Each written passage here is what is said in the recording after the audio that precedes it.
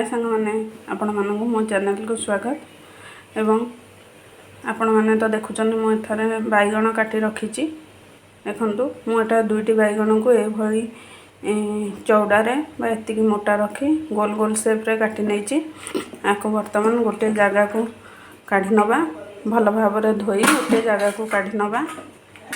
आज आम बैगण गोटे बढ़िया रेसिपी करचे जहाँकि पखाल सहित खावा को बढ़िया लगे।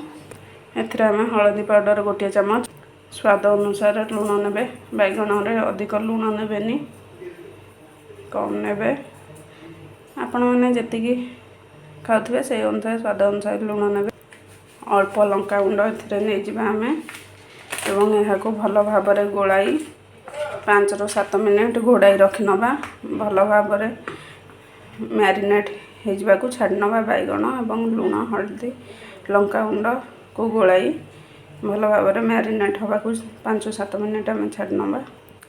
देखो मैंने बैगण तो लुण हल्दी और लंका गुंड सहित बहुत बढ़िया भाव मैरिनेट हो जाइए। आम एथर गैस ऑन करी तावा बसई नेजे एवं तावारे भल भाव तेल नहीं जा तेल को एमती चारिआडे खेल नवा। एथर आमर सिक्रेट इनग्रेडिएंट आसीगला यह हूँ सुजी। आम सुजी रे भल भाव ये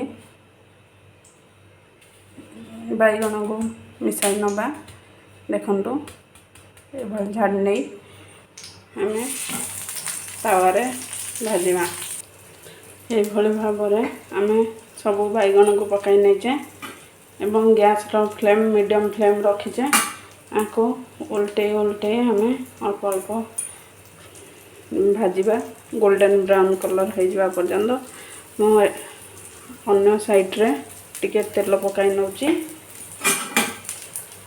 देखंतु आम ये भाजी नवा बैगण को यहीपरि भाव आम तो बैगण भजा प्रस्तुत हो गला। देखु केते सुंदर लगुच या खाइबा को से टेस्टी होता है एवं बहुत कम समय झटपट प्रस्तुत हो जाए। यहीपरि भाव आम सब बैगण को भाजी नवा देखु आमर बैगण बढ़िया टेस्टी एवं इजी रेसिपी प्रस्तुत हो गला।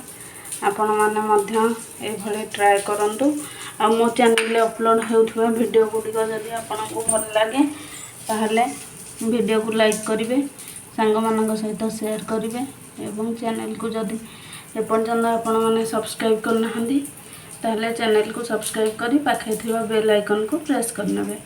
वीडियो टी को शेष पर्यंत देखि धन्यवाद।